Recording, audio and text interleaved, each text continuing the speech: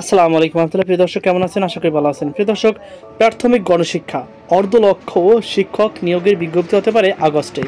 চলুন বিস্তারিত জেনে নিন। প্রিয় দর্শক, সরকারি প্রাথমিক বিদ্যালয়ে অর্ধ লাখ সহকারী শিক্ষক নিয়োগের বিজ্ঞপ্তি চলতি বছরের আগস্ট মাসে প্রকাশ করা হতে পারে।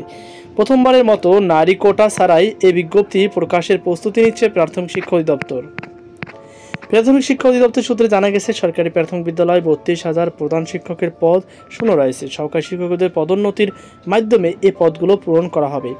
বর্তমানে প্রাথমিক বিদ্যালয়গুলো 8,043টি পদ ফাঁকা রয়েছে। বিজ্ঞপ্তি প্রকাশের সময় শূন্য পদের সংখ্যা 12,000 হয়ে যেতে পারে। এছাড়া সঙ্গীত ও স্বাভাবিক শিক্ষা বিষয়ের জন্য 5,166টি সহকারী শিক্ষক নিয়োগ দেওয়া হবে। ফলে সব মিলিয়ে প্রায় 50,000 শিক্ষক নিয়োগ দেওয়া হতে পারে। নাম অপ্রকাশিত রাখার শর্তে প্রাথমিক শিক্ষা অধিদপ্তরের একজন কর্মকর্তা দ্য ডেইলি ক্যাম্পাসকে বলেন, প্রাথমিকের সহকারী শিক্ষক নিয়োগের ক্ষেত্রে নারী এবং পোষ্য কোটা বাতিলের প্রস্তাব করা হয়েছে। সংশ্লিষ্ট মন্ত্রণালয়ের মতামত পাওয়ার পর প্রজ্ঞাপন জারি হবে। এরপর সহকারী শিক্ষক নিয়োগের বিজ্ঞপ্তি প্রকাশ করা হবে। আগামী 2 থেকে 3 মাসের মধ্যে এই বিজ্ঞপ্তি প্রকাশ করা হতে পারে। প্রাথমিকের নতুন নিয়োগ বিধিমালায় অগ্রগতি সম্পর্কে জানতে চাইলে ওই মন্ত্রিপরিষদ বিভাগে রয়েছে, সেখানে সচিব কমিটির মিটিংয়ে নারী ও পোষ্য কোটা বাতিলের অনুমোদন দেওয়া হলে অর্থ মন্ত্রণালয়, আইন মন্ত্রণালয় এবং সরকারি কর্ম কমিশনের মতামত নেওয়া হবে।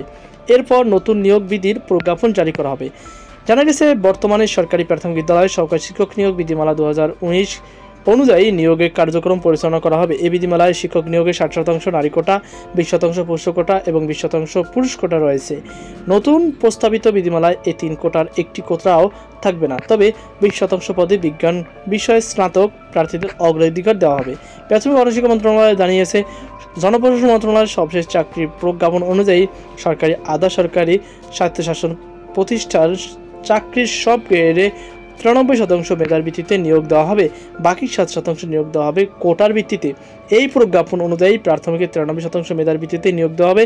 7% কোটার মধ্যে রয়েছে বীর মুক্তিযোদ্ধা, শহীদ বীর মুক্তিযোদ্ধা, বীরাঙ্গনা সন্তানদের জন্য 5%, ক্ষুদ্র জাতিগোষ্ঠীর জন্য 1% এবং প্রতিবন্ধী ও তৃতীয় লিঙ্গের নাগরিকদের জন্য 1% কোটা। অন্য 93% মেধার ভিত্তিতে নিয়োগ দেওয়া হবে। তো প্রিয় দর্শক, এই ছিল আমার সর্বশেষ আপডেট। সকল আত্মসচেতন আজকে পর্যন্ত। আল্লাহ হাফেজ।